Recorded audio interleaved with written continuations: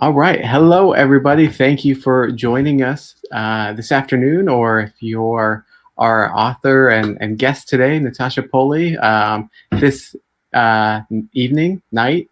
I don't know when evening becomes night, but we're really excited to talk about the book, The Kingdoms by Natasha Pulley. Yes, that one right there. So my name's Matt. I'm one of the co-owners of Mysterious Galaxy.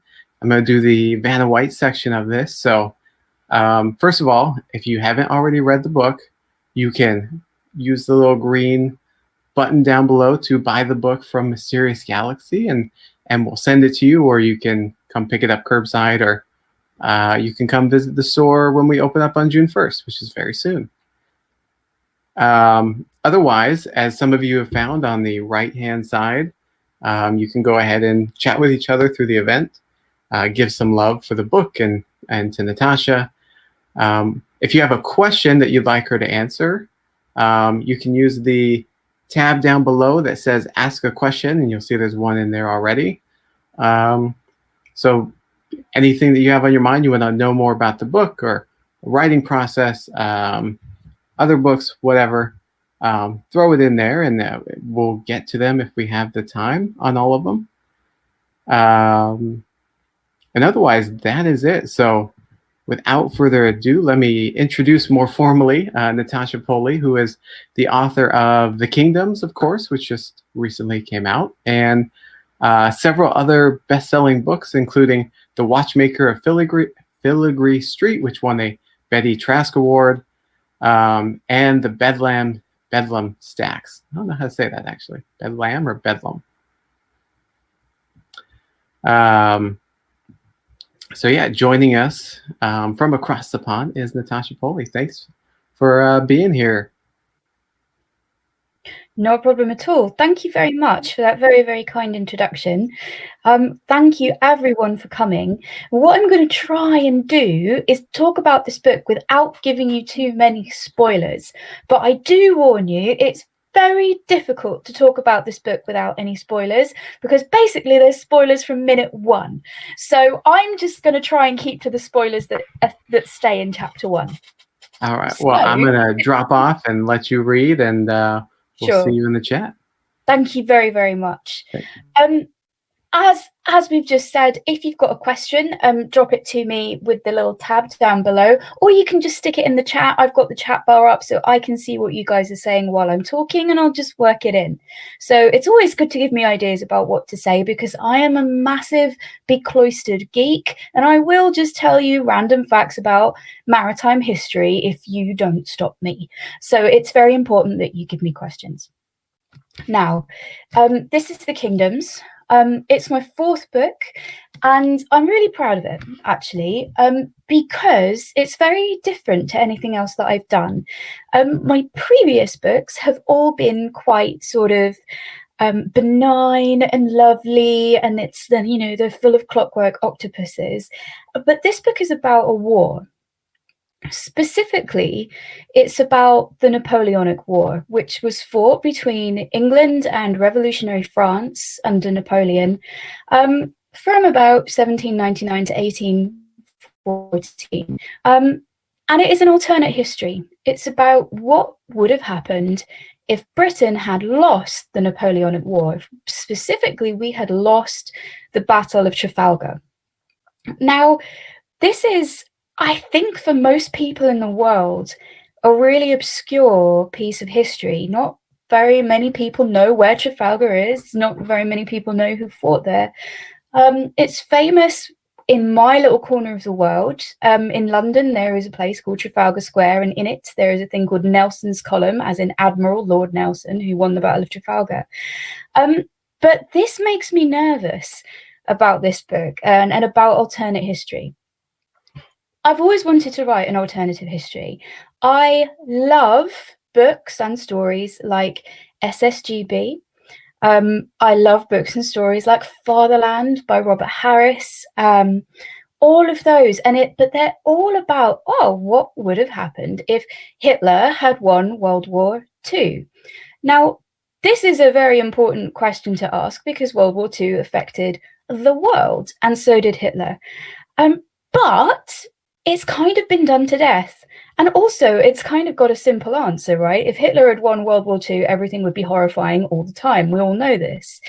So to some extent, that's not only is it a simple answer, it's been a very, very overexplored answer.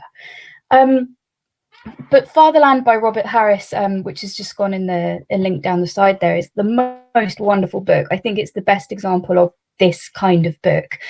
So if you're interested, do have a look at it. It's all from the perspective of a German army officer who is living in a triumphant Third Reich in the 1950s. So I love this idea, and I grew up with these stories. And I always wanted to write one, but I just thought you cannot write another What If Hitler Won World War II book. And I was interested in the Napoleonic Wars because I'm a real sailing geek. I love sailing ships. I grew up watching Master and Commander and wanting to be Jack Aubrey because he is that cool. And so these are based on the Patrick O'Brian books, which are all about the British Navy fighting in the Napoleonic Wars. And this was a war that was largely fought at sea. So I loved it, but I was very aware that this is an irrelevant piece of history for most people in the world. And so when I started writing, I was quite nervous because when you write an alternative history, you rely on your readers knowing what the real history was. And two things kind of gave me courage. So for anyone who's a writer, two things gave me courage. One is that somebody had actually done it very successfully already. And I don't know if you guys know about her, but she's very, very famous in the UK. English writer called Susanna Clarke wrote a fantastic book called Jonathan Strange and Mr. Norrell. And it's all about the Napoleonic Wars, plus magic and magicians. What if magic were real? What if there really were cities in mirrors? And what if there were this person called the Raven King who lives in the north? And it's glorious, and the history is fantastic, and she uses real political figures from the time and weaves them in with the most extraordinary fictional characters. But it is this period that I'm interested in, the Napoleonic Wars. So I sort of went, well, Susanna Clarke did it, and she was all right. She wrote a good book. Brilliant. Very good use of footnotes in that book.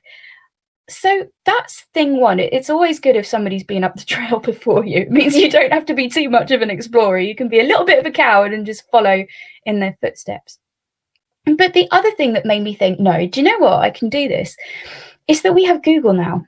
I think if I'd wanted to do this 25 years ago, I might not have been able to pull it off, because you cannot expect a reader 25 years ago to go down the library and look everything up. But now you can. If you're not sure if something in a book is real or not real, you go away and you Google it. Fantastic. And so I thought, you know what? Readers are sensible people. If they're not sure, they'll look it up. There's Wikipedia now. I'll be fine. So I ended up writing this book about what would happen if Britain had lost the Napoleonic Wars. And in the end, what happens in the story is that Britain becomes a colony of revolutionary France. It begins in the year 1898. So this is more than 90 years after the loss of the Battle of Trafalgar. Now, the Battle of Trafalgar is important. For those of you who are not like completely up on British maritime history, I completely don't blame you if you're not. The Battle of Trafalgar is really, really important here in Europe, because it was the battle that determined whether or not Napoleon would be able to invade England. It was fought in 1805.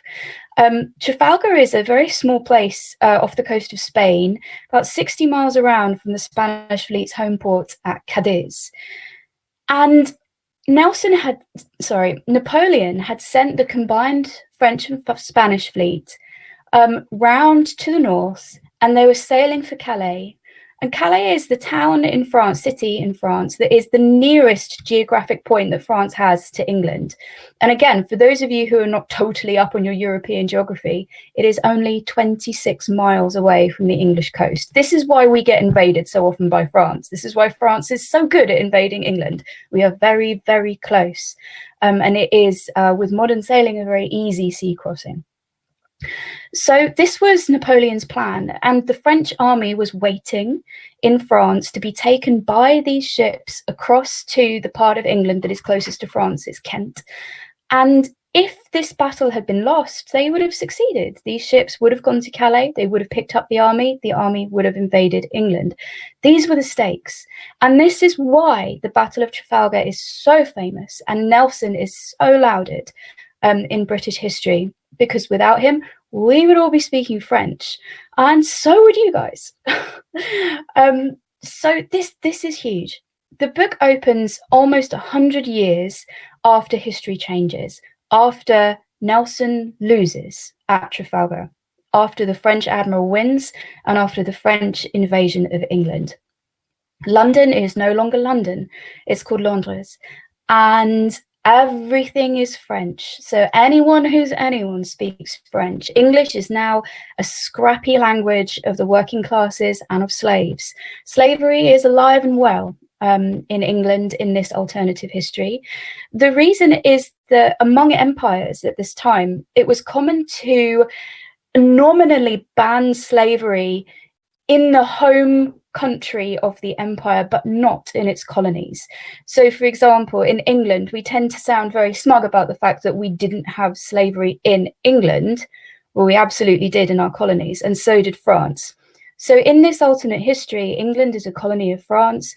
A large swathe of the English population is therefore enslaved. And this becomes a bit of a problem for the narrator who is enslaved at the start of the book. But he doesn't realise this at first, because he doesn't know who he is or what has happened. The novel starts in a train station with a man called Joe, who's just got off a train, and he has no idea what's happened or who he is or where this is. And so rather than just try to explain it to you, what I'd like to do is just read you a little bit from the start of the book, just to give you an idea of where I'm starting. And it will give you a kind of flavour of what the book is going to be like and the way that I write. Now, something that sometimes comes up with the way that I write is I tend to use quite a modern style, even though it's a piece of historical fiction, very much historical fiction, 19th century. Once I've finished reading, you'll see what I mean. And I will talk a little bit about why I chose that style. I promise you it's not that I'm just stupid. So here we are. This is chapter 1, page 3. And we are in London in 1898, 93 years after the loss of Trafalgar. Most people have trouble recalling their first memory because they have to stretch for it, like trying to touch their toes. But Joe didn't. This was because it was a memory formed a week after his 43rd birthday. He stepped down off the train. That was it, the very first thing he remembered. But the second was something less straightforward. It was the slow, eerie feeling that everything was doing just what it should be, minding its own business, but at the same time, it was all wrong. It was early in the morning and cursedly cold. Vapour hissed on the black engine right above him. Because the platform was only a couple of inches above the tracks, the double pistons of the wheels were level with his waist. He was so close he could hear the water boiling above the furnace. He stepped well away, feeling tight with the certainty that it was about to lurch forward. The train had just come in. The platform was full of people looking slow and stiff from the journey, all moving towards the concourse. The sweet carbon smell of coal smoke was everywhere. Because it was only just light outside, the round lamps of the station gave everything a pale glow and cast long, hazy shadows. Even the steam had a shadow, a shy devil trying to decide whether to be solid or not. Joe had no idea what he was doing here. He waited because railway stations were internationally the same, and they were a logical place to get confused, if there was ever a logical place. But nothing came. He couldn't remember coming here or going anywhere.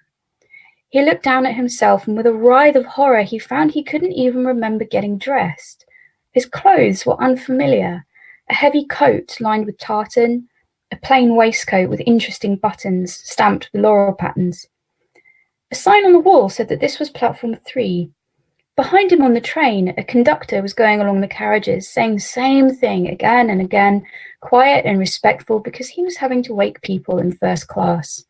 Londres, Gare de Roy, all change please, Londres, Gare de Roy. Joe wondered why the hell the train company was giving London station names in French, and then wondered helplessly why he'd wondered. All London station names were French, everyone knew that. Someone touched his arm and asked in English if he was all right.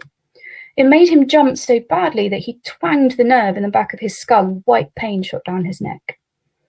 Sorry, could you tell me where we are? He asked, and heard how ridiculous it sounded. The man didn't seem to think it was extraordinary to find an amnesiac at a railway station.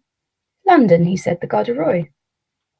Joe wasn't sure why he'd been hoping for something other than what he'd heard the conductor say. He swallowed and looked away. The steam was clearing. There were signs everywhere for the Colonial Library, the Musée Britannique, the Metro. There was a board not far away that said the Desmoulins line had been closed today because of drilling below, and beyond that, elaborate iron gates that led into the fog. Definitely London in England, he said eventually. It is, the man said. Oh, said Joe. I will leave it there. But that's what the beginning of the novel is like. And I mentioned before I read that I don't really use a style that looks kind of very 19th century. And recently, a review came out of the Kingdoms, actually in the New York Times, which I'm really thrilled about. And one of the complaints the reviewer had was that sometimes it's a bit anachronistic in the language. And I sat back and I went, aha, yes, sir, on purpose. The reason for this, and you can agree with me or not agree, this just happens to be my thought about it, is that if you stick to pitch perfect historical diction, what happens is that all your characters end up sounding a lot more posh and a lot more well-spoken than they actually are. This is particularly the case if you're talking about poor people, right? If you're talking about working class characters, because posh diction, rich people's diction, can stay roughly the same for about a century at a time. It's an immovable thing, and it is very carefully preserved by that class of people. But slang, as in the kind that poor people speak, that working class people speak, changes every 5 years. So what they're speaking to begin with is not the same as what people like Arthur Conan Doyle in Sherlock Holmes are speaking. It would sound not only too high a register for a modern reader to see that actually they're speaking on a very low register because it's old. It would also be impenetrable. British English, as you know, has many dialects. For those of you who've been to the north, you'll know this firsthand and very acutely. But these dialects exist even within London, and this is why you can visit London as a first language English speaker and go to some districts but still actually be really confused about what people are saying to you, and it's because of dialectical variation within British English, and this happens in any country that is extremely old. So that's just the thing that happens. Now, if you try and reflect that accurately in historical fiction, it becomes unreadable really, really quickly. Some people make a point of it. People like Rose Tremaine will write in pitch perfect 17th century English, or people like William Golding will write these beautiful things in perfect early 19th century English, but that has to become a linguistic feature of the book. And I think what you do, if you do that, is you exclude a lot of people. Because not everybody wants to read pitch perfect 19th century English because it's difficult. It's different to modern English. And as I say, you lose register. You automatically make characters sound posh. Now, for me, in this book, it's really important that my character doesn't sound posh, because he's not. He's really working class, and he ends up working in an engine shop. So he would not talk like Sherlock Holmes. He would not talk like a character from Middlemarch or even from Thomas Hardy. He would sound very different. And in any case, he's speaking French. So it's a matter of translation. And I think writers always have to make this decision about how they translate historical language, not only within their own languages, but across languages. How do you translate a Viking? Do you do it like Tolkien does it and start every sentence with lo? Of course not. Well, they didn't. They would have said things like oi. Sounds wrong, though, to us when we talk about Vikings, because we're used to hearing the way that Tolkien translates. So I think this is just something that comes up sometimes. So if you read this book and you go, my God, she really doesn't know how they spoke in the 19th century. I promise I do. I just don't think it's a very good idea to write a novel like that, particularly if that novel, like this one, is full of really made up science and timey-wimey plots and very complicated things, because it becomes very distracting. So that was a decision, and let me know how you find it, because it was a bit of an experiment. So just to see how you go. It's always really interesting to see what people have to say about this and these choices. Now, that was a huge kind of linguistic diversion. I'm sorry about that. I'm, as I say, a huge geek, and this is the kind of thing that interests me. But one of the things that I really wanted to tell you about, because this doesn't happen to me very often, is the way in which I wrote this book. It was not the normal way that I write books. It started with one image. It started with the image of a man going into a lighthouse, an abandoned lighthouse, which had been abandoned for some time, finding evidence that the previous lighthouse keepers had just vanished for no reason, and going around and changing all the window handles from metal to wood, because it's so cold that if he kept the metal, it would burn him. And that was a slightly dreamy, hallucinatory image that I just started with. And extraordinarily, it actually stayed in the novel. It's around sort of chapter 8. This never happens to me. The starting point of novels always ends up being lost in the redrafting process. I never remember where I began, but for this one, I really did remember. And everything else that happens in the book is actually a way of getting this person to this lighthouse. And that person is Joe. He ends up being a lighthouse keeper, and I will tell you why. And because I'm very proud with what I came up with as a way to get this person to his lighthouse. So Joe has, as you heard in chapter 1, lost his memory, and he's got no idea what's going on. A kindly stranger takes him to a hospital, and at the hospital there is a doctor who says to him, actually, do you know what? This isn't the rarest thing in the world. We have patients with sort of sudden amnesia all the time. It's actually a form of epilepsy. Don't worry, you do belong to someone. We'll find your family, fear not. And they do find his family. They find his wife, and also the man who owns him. And they go home, and Joe is okay, but he doesn't recognize anything or anyone. And he gets on with life, but he has a very hard time with it because we can't remember who he is. And every aspect of his character is coming as a surprise to him. What's worse is that his wife is very young, and he finds this awful. And then one day, the postman comes with a postcard. And on the postcard is an etching of a lighthouse in Scotland. And the lighthouse is called Island Moor, which is Scottish Gaelic for the Great Island. It's not a big island, it's just the biggest in a very small spray of islands off the coast of Scotland. Etching of a lighthouse. On the back of the postcard, it says, "Dearest Joe, come home if you remember, M." And Joe feels for the first time that something is familiar. The lighthouse is familiar, the handwriting is familiar, and he kind of thinks he might know who M is. He thinks that he remembers a woman called Madeline. He can't remember if she's his sister, his sister-in-law, his wife, a cousin, whatever. He doesn't know, but he does remember a woman called Madeline. And now here he is with a postcard signed M. But here's the twist. The postcard was sent 100 years ago and was held at the sorting office for all this time. The postman confirms this, the postmark confirms this. But nonetheless, he recognizes this lighthouse. He doesn't understand what's going on, but what he does is he looks up the people who built the lighthouse, and particularly the Lighthouse Engines, because this is London, and this is the industrial centre of France where they make all the steel. And actually, it turns out that the people who made the Lighthouse Engines are not very far away from where he lives, so he goes to see them. And it's a guy called Monsieur de Meritain. Real company, really did make lighthouse engines. And he goes to Monsieur de Meritain. He says, this lighthouse, one of yours? And de Meritain says, yeah, we just finished it 3 years ago. And Joe says, wait, what? This postcard is 100 years old. And de Meritain says, someone's having you on. And Joe knows it would not have been as easy as all that. So he says, yeah, okay. Are you hiring, though? He's just got his freedom. And de Meritain says, yeah, brilliant, you can be a welder. So Joe starts working at this place.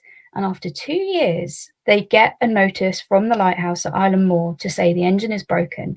And Joe volunteers to go up there to fix it, because this is the only chance that he will ever have to go and see what the hell is going on. And the only way that he would ever get the money to get a ticket all the way up from London to Scotland on this tiny minimum wage salary that he has. And that's what he does. He goes, and this is how he ends up in the lighthouse. And once he gets there, all kinds of very, very strange things ensue. See, that is a very brief introduction to the kingdoms and what goes on in it. I don't want to tell you anymore because honestly, I'll give things away. And you mustn't let me do that. That's very, very bad. So what I'm going to do now is I'm just going to start looking at questions and just slowly work my way through. And I won't necessarily answer them in order. So the first one that I'm going to look at, because I've literally just mentioned epilepsy, the question is, was epilepsy well understood in this time period, or was it just a sort of catch-all diagnosis in the way it seems to be in an asylum? So epilepsy was not very well understood,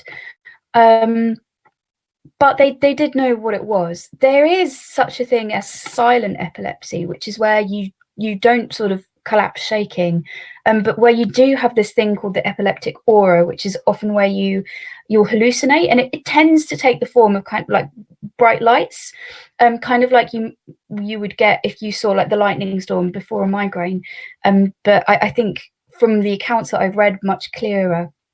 And this is what Joe has. He hallucinates seeing a man. So in this time period, it was a bit of a catch-all. Neurological disorders, obviously not very well understood. Anything to do with the brain, not very well understood. So I latched onto it because it causes some of the symptoms that Joe has. So that's why I went with epilepsy. I could probably made up a medical condition, but I didn't want to because I don't know anything about biology, so it seemed best to stick with what's going on in the real world.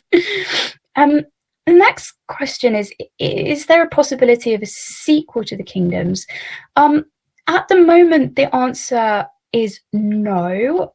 I think I prefer to keep doing standalones.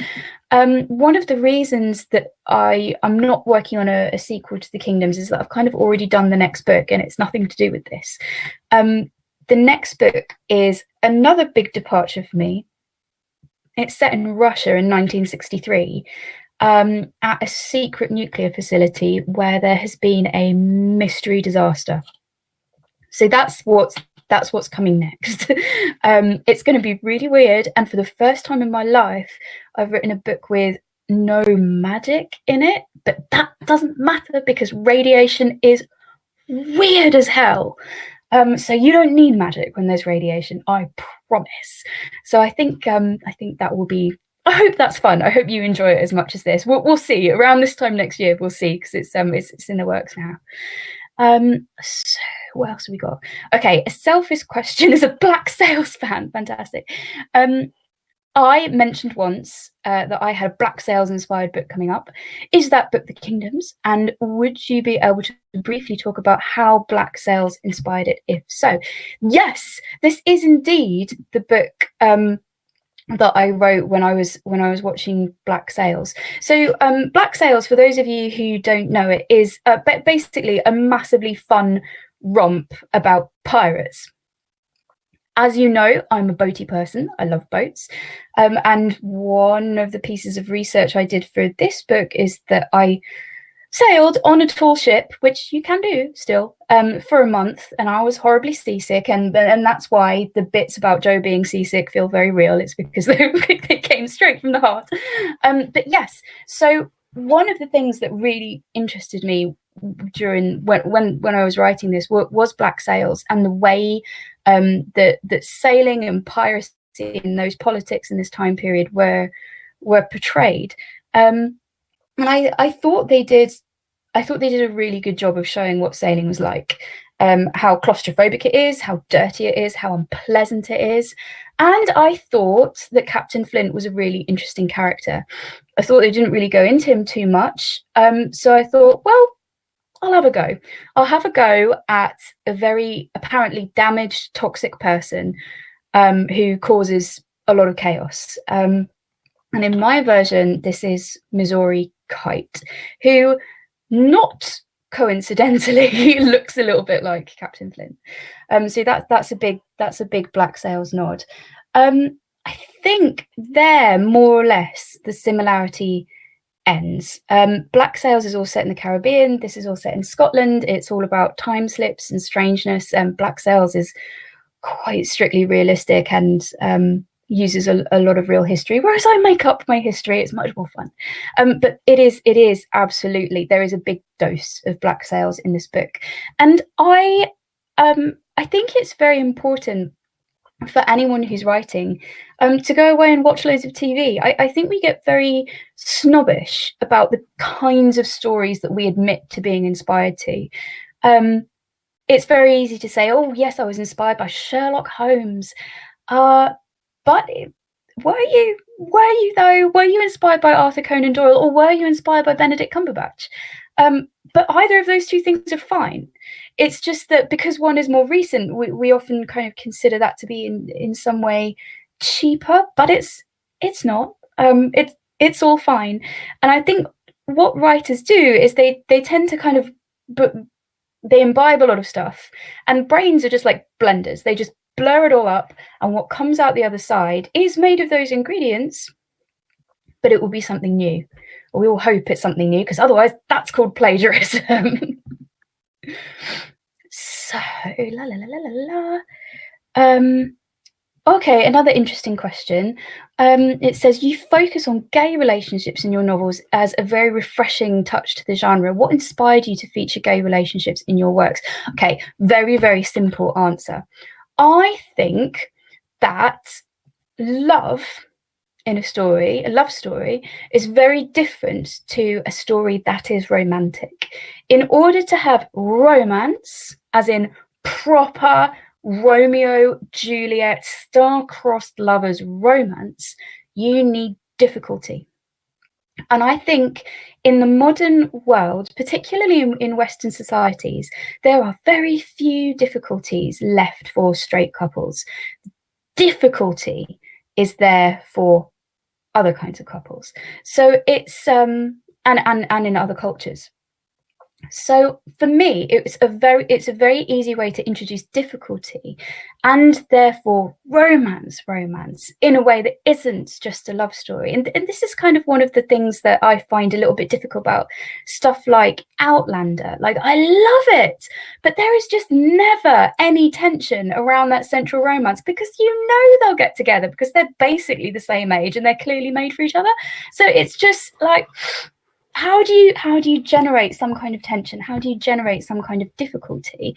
And Diana Gabaldon does it by including this external factor, which is, of course, the fact that we're going to and fro between times. And obviously I nicked that as well. People should definitely steal things from stories that they like.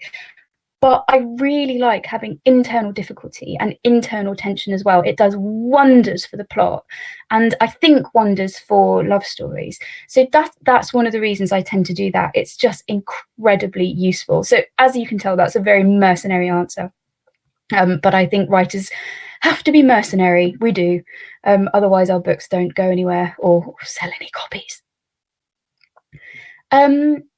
Next question.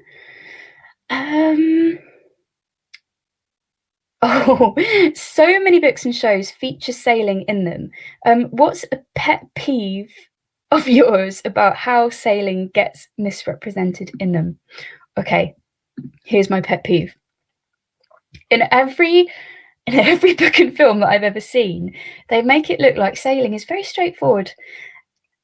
It's not. It's really, really difficult and really horrible. And you are filthy and freezing 99% of the time. And when you stagger off the ship, you are so happy to see the land. It's unbelievable. And what tends to happen is that, just for kind of narrative efficiency, it's always implied that ships can go places quite fast. Absolutely not. Tall ships are slow. Even the fastest tall ships were really, really slow. So to give you an idea, so I was sailing on a decent sized ship. She's called the Pelican. She's for anyone to whom this means anything, she's a 3-masted square rigger. Top speeds with a really good wind and favorable tide, like 5 knots. It's nothing. It's slightly more than you would get in a canoe.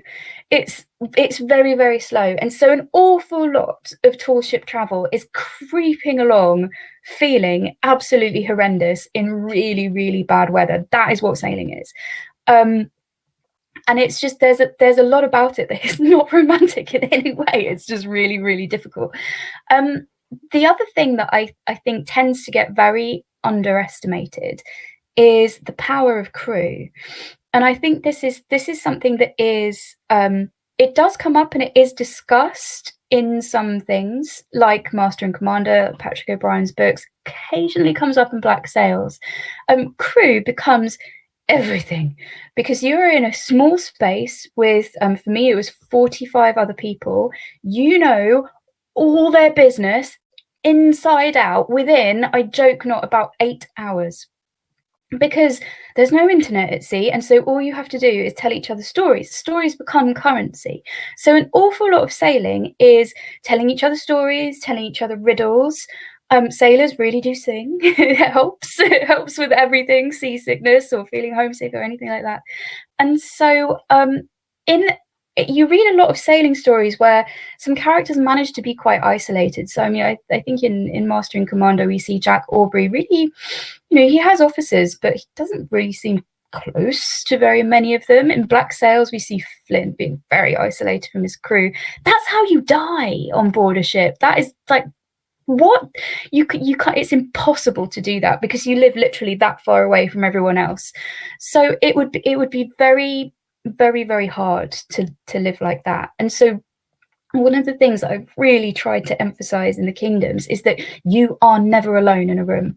Never. It's really a strange way of living, but also one that I really love. And if you would like to see more about what it's like, I am going sailing again in a couple of weeks, and I'll be doing little videos as we go around the coast of the UK on this lovely tall ship. And you will be able to see kind of firsthand what life is like sailing one of these vessels. It's huge fun, but also awful. Let's see. I think I have a final question.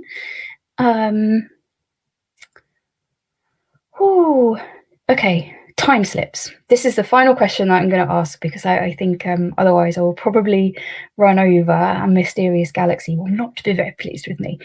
The question is, what was the hardest part of writing time travel into the novel, and how do you make it seem feasible? Okay. I think whoever wrote that has really zeroed in on the part of the book that I most struggled with. And it was a huge struggle. I sat at my desk for about 3 weeks watching quantum physics lectures back to back on YouTube, and we've got some pretty good mathematicians in the UK, and you've got some pretty good mathematicians in the States, and I sat there and watched lots and lots of lectures by many of them, and I got more and more confused, and I had this kind of very scrawly piece of paper in front of me that ended up with kind of diagrams on it from stuff like A Brief History of Time, a big notice that says time is pear-shaped at the top. Now I don't know if you know this about the UK education system, but we stop studying a lot of subjects way before you guys do. So I know that when you guys go to college, you still you major and minor, don't you? You can still do a big range of subjects. So you can be doing English literature, but also study Psychology 101. You can also study, you can do science modules and stuff like that. And you study mathematics for far longer. The last time I studied science, I kid you not, I was 15. We stop way earlier because we specialize earlier, right? So we do these exams when we're 15 or 16. And that's the last time we have to study everything, you know, all of the general knowledge subjects.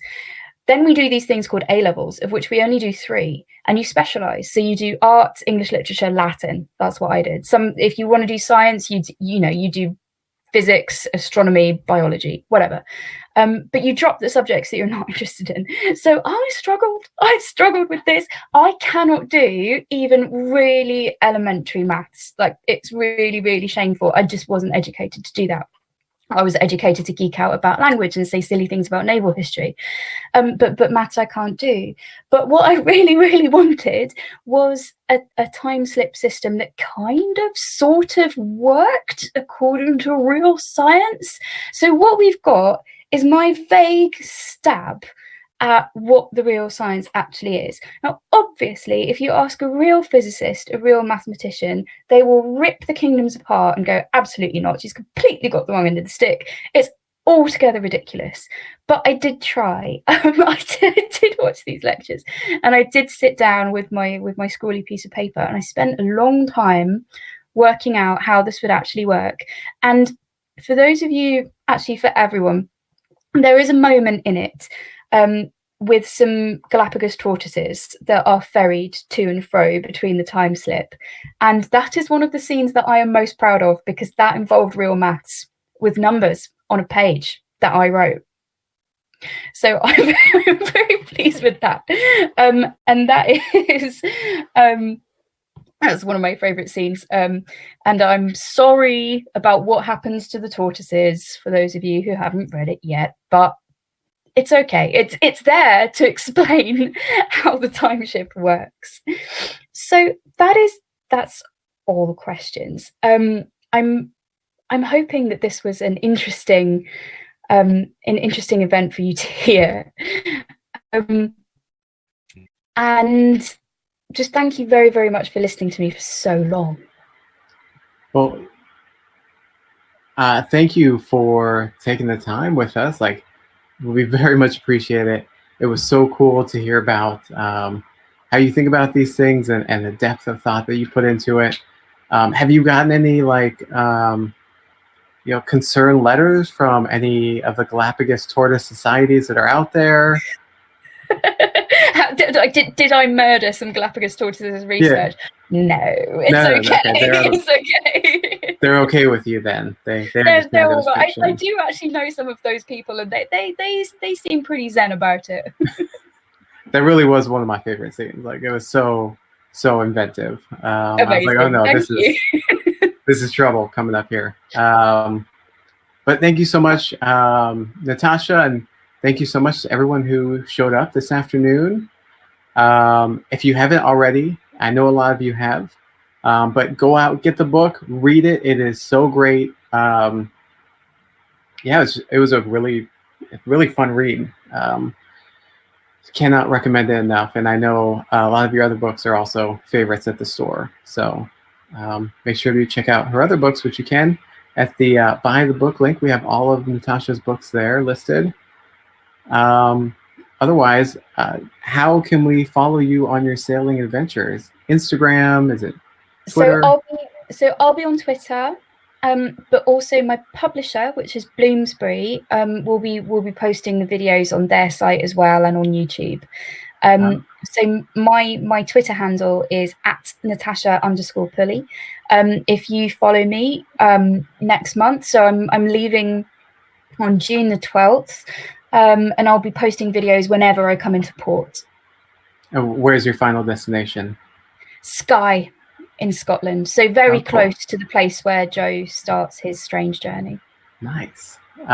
Well, safe travels, and thank you again so much for coming and chatting with all of us here. Not at all. It's really a pleasure.